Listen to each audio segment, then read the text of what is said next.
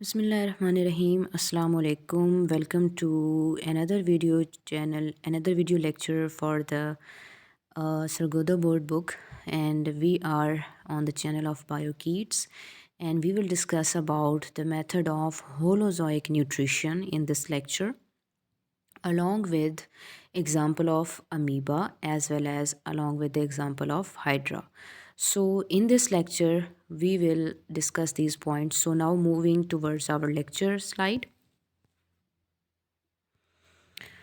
आज हमने जो डिस्कस करना है वो डाइजेशन और एब्जॉर्प्शन के पहले होलोजोइक न्यूट्रिशन होता क्या है, और फिर हमने हाइड्रा और जो है अमीबा की मदद से इन चीज़ों को फ़र्दर डिस्कस करना है। सबसे पहले बात यह है कि जितने भी ऑर्गेनिज़म्स हैं इन्वायरमेंट के अंदर रहते हैं, तो एनिमल्स जो हैं इनको सप्लाई वाटर की और ऑक्सीजन की ये तो डायरेक्टली इन्वायरमेंट से मिल जाती है, लेकिन जो अमीनो एसिड्स हैं, वाइटामिन्स हैं, तो ये ऐसी चीज़ें हैं जो कि हमें इन्वायरमेंट से नहीं मिलते हैं, हमें फ़ूड से मिलते हैं। तो ये फ़ूड हमें डाइजेस्ट करना पड़ता है। सो ये जो सब्सटेंसेस होती हैं ये नेचर में लाइक प्रोटीन्स हैं, फ़ैट्स हैं, स्टार्च हैं, मिनरल्स हैं, ये ऐसी चीज़ें होती हैं जो हमने फ़ूड से लेनी होती हैं। और फ़ूड जो है ना उसका तब तक फ़ायदा नहीं है जब तक कि वो ब्रोकन डाउन किया जाए, यानी उसकी ब्रेक डाउन करके और उसको स्मॉल पार्ट्स में डिवाइड किया जाए। सो फूड की ब्रेक डाउन की जाती है, स्मॉल पार्ट्स में डिवाइड किया जाता है ताकि हमें ये सारे न्यूट्रिएंट्स मिल सकें। सो हमने पहले स्टेप्स डिस्कस करने हैं कि होलोजोइक न्यूट्रिशन होता है क्या। होलो का मतलब होता है कंप्लीट, जोइक का मतलब एनिमल। होलोजोइक न्यूट्रिशन क्या होता है? It is a type of nutrition in which there is a complete digestion of food takes place. ठीक है, ये कैसा न्यूट्रिशन है जिसमें कंप्लीट डाइजेशन होती है फूड की, तो इसको हम होलोजोइक कहते हैं। स्टेप क्या है कि इंजेशन यानी फूड को इंजेस्ट किया जाता है, फिर उसके बाद डाइजेशन यानी उसकी डाइजेशन की जाती है।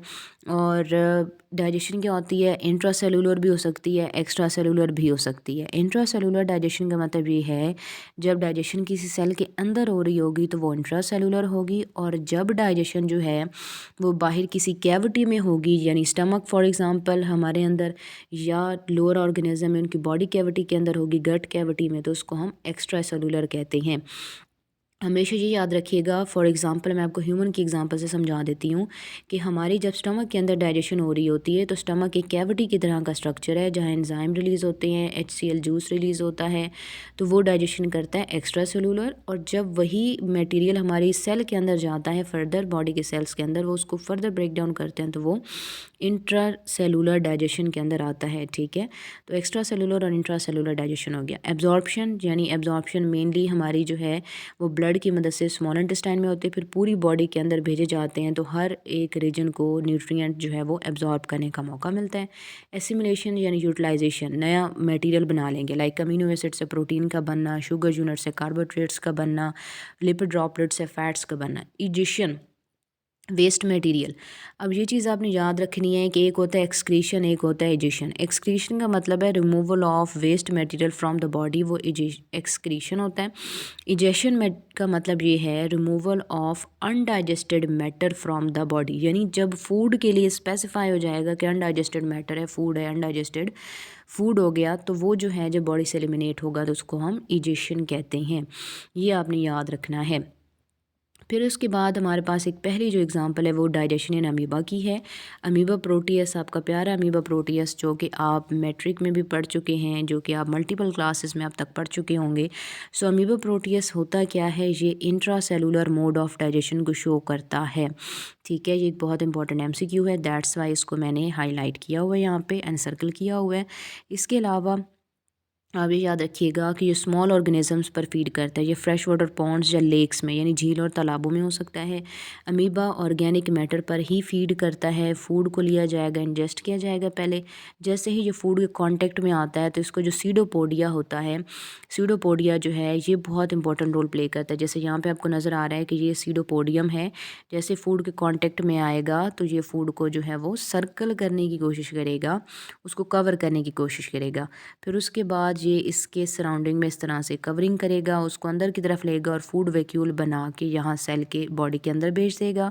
तो पहले जो वैक्यूल है जिसको हम फूड वैक्यूल कह रहे हैं, इसका साइज़ जो है वो पहले क्या होगा, स्मॉल होगा, छोटा सा होगा, फिर वो लार्ज हो जाएगा। यानी जब लाइसोसोम एंजाइम ऊपर रिलीज़ के जाएंगे, डाइजेशन होगी तो वो लार्ज हो जाएगा। फिर जब उसको इंपॉर्टेंट न्यूट्रिएंट्स वाली वैक्यूल में सेपरेट कर लेंगे तो अगेन वो स्मॉल हो जाएगी, ठीक है। सो स्मॉल, लार्ज और अगेन स्मॉल। और उसके बाद क्या होगा, यानी लाइसोसोमल एंजाइम जब डाइजेशन कर लेंगे तो फूड की सॉफ्टनिंग की जाती है। पहले एसिडिक मीडियम होता है, पीएच 5.6 होती है, ठीक है। फिर आहिस्ता आहिस्ता डाइजेशन कंप्लीट होने को होती है तो पीएच अल्कलाइन हो जाती है, पीएच 7.3 हो जाती है जब डाइजेशन कंप्लीट हो जाएगी।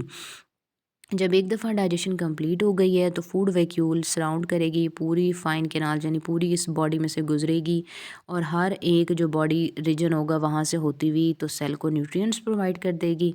और फिर न्यूट्रिएंट्स के बाद जो अनडाइजेस्टेड जो मैटर होता है वो क्या होता है, इजेशन एट एनी सरफेस, यानी वो इजेशन वैक्यूल जो है वो बॉडी से बाहर रिलीज़ कर दी जाती है। सिंपली मैं आपको अगर करके दिखाऊँ तो लेट्स से कि ये अगर हमारे पास जो है अमीबा की बॉडी है तो ये आपको जो प्रोजेक्टिंग सर्विस नज़र आ रहा है इसको हम सीडोपोडिया कहते हैं। लेट्स से कि ये फूड पार्टिकल है तो सीडोपोडिया क्या करेगा, सीडोपोडिया जो है अगर मैं आपको थोड़ा सा बना के दिखाऊं तो सीडोपोडिया जो होगा वो क्या करेगा कि इसके अराउंड इस तरह से वैक्यूल बनाने की कोशिश करेगा, सराउंड करेगा। फिर उसके बाद उसको इस तरह से बिल्कुल सराउंड करके फूड को अंदर ले आएगा। फिर फूड को बिल्कुल जो है ना कैविटी के अंदर जो है ऐसे ट्रांसफ़र कर देगा, यानी बिल्कुल इन स्टेप्स के अंदर जो कि आपको नज़र आ रहे हैं। तो इसके बाद हम इसकी एक छोटी सी डायग्राम यहाँ पे डिस्कस करेंगे। जो क्वेश्चन आपको आता है, discuss the digestion of food in amoeba diagrammatically, तो आपको ये जो स्क्रीन पर सामने एक ऊपर डायग्राम नज़र आ रही है ये वाली, ये आपको प्रैक्टिस करनी पड़ेगी क्योंकि इंपॉर्टेंट शॉर्ट क्वेश्चन है। तो फूड पहले वैक्यूल के थ्रू अंदर आया स्टेप 1 में, स्टेप 2 में वैक्यूल लाइसोजाइम के साथ फ्यूज़ हुई, डाइजेशन हुई, स्टेप 3 के अंदर एंजाइम डाइजेशन कर रहे हैं, स्टेप 4 में जो है ये रेडिएट आउट हो रहा है, यानी बाहर की तरफ जो है न्यूट्रिएंट्स को अब्जॉर्ब करने के बाद जो है ये E5 से इजेक्ट हो जाएगा, यानी एक्सक्रीट हो जाएगा। इसके बाद यहाँ पे सेकंड जो हमारा एक ऑर्गेनिज्म है दैट इज़ हाइड्रा। हाइड्रा की जहाँ तक बात है तो हाइड्रा जो है ये एक फ्रेश वाटर ऑर्गेनिज्म है, इक्वेटिक है लेकिन फ्रेश वाटर है, याद रखिएगा। डिप्लोब्लास्टिक नाइडेरियन है, नाइडेरियन भी कहते हैं और इसको सीलन-ट्रेट भी कहते हैं। नाइडेरिया इस वजह से कहते हैं क्योंकि उसके पास जो स्टिंगिंग सेल नेमेटोसिस्ट होता है, और सीलन-ट्रेट इस वजह से कहते हैं क्योंकि उसके पास ये गैस्ट्रोवास्कुलर कैविटी होती है, ठीक है। ये गैस्ट्रोवास्कुलर कैविटी क्या करती है कि ये गैस्ट्रोवास्कुलर कैविटी जो होती है ये जब वाटर से फिल हो जाती है तो ये फूड की डाइजेशन भी करती है और as a skeleton, hydrostatic skeleton भी काम करती है। सो गैस्ट्रोवास्कुलर कैविटी की वजह से सीलेंट्रोन, या इसको हम क्योंकि कैविटी को सीलेंट्रोन कहते हैं तो सीलेंट्रेटा, और नेमेटोसिस्ट की वजह से नाइडेरियन, ठीक है। सो वेज लाइक इनकी बॉडी होती है, स्क्रीन पर आपको शो हो रही होगी, 2 लेयर्स हैं इसकी बॉडी की, तो डिप्लोब्लास्टिक हो गए। सेंट्रल कैविटी डाइजेस्टिव कैविटी है की ओपनिंग या माउथ, और इस कैविटी के साथ टेंटिकल्स हैं जी जो आपको नज़र आ रही हैं, ये सारी टेंटिकल्स, और कैविटी को हम गैस्ट्रोवास्कुलर कैविटी या सीलेंट्रोन कहते हैं। अब ये जो फूड को कैप्चर किस तरह से करता है, देखिए फूड को हम पहले थ्योरी देख लेते हैं फिर प्रोसेस भी समझ लेंगे कि अगर हम बात करते हैं कि embedded in these tentacles are numerous stinging cell, जो नेमेटोसिस्ट हैं। ये नेमेटोसिस्ट एक थ्रेड कॉइल्ड स्ट्रक्चर होता है, बिल्कुल एक कैप्सूल की तरह का, और ये एक tiny hair like mix structure जो है नीडोसिल इसके बाहर से निकली होती है। होता है क्या है कि जैसे प्रे इसके कांटेक्ट में आता है नीडोसिल डिसलॉज होती है, यानी अपनी जगह से थोड़ा सा हटती है, तो ये बाहर की तरफ जो है ना टेंटिकल को जो है नेमेटोसिस जो होगा करेगा, जिससे क्या है कि फूड जो होगा ना, सॉरी, जो पॉइज़न है ये इजेक्ट होगा, रिलीज़ होगा पॉइज़न, और यानी जो डंग है ये मारेगा एनिमल को, और फिर हाइड्रा जो है ना अपने प्रे को डंग मार के टेंटिकल की मदद से जो है पैरालाइज कर देगा, उसको रैप करेगा और बॉडी के अंदर ले आएगा। जैसे ही अंदर बॉडी के आएगा तो ग्लैंडुलर सेल्स जो हैं गैस्ट्रोडर्मिस के अंदर मौजूद हैं वो एंजाइम रिलीज़ करेंगे, और ये सेल जो होंगे डाइजेशन करेंगे, एक्स्ट्रा सेलुलर डाइजेशन। अब यहाँ पे आप एमसीक्यू नोट कर सकते हैं कि हाइड्रा एक्स्ट्रा सेलुलर डाइजेशन करता है।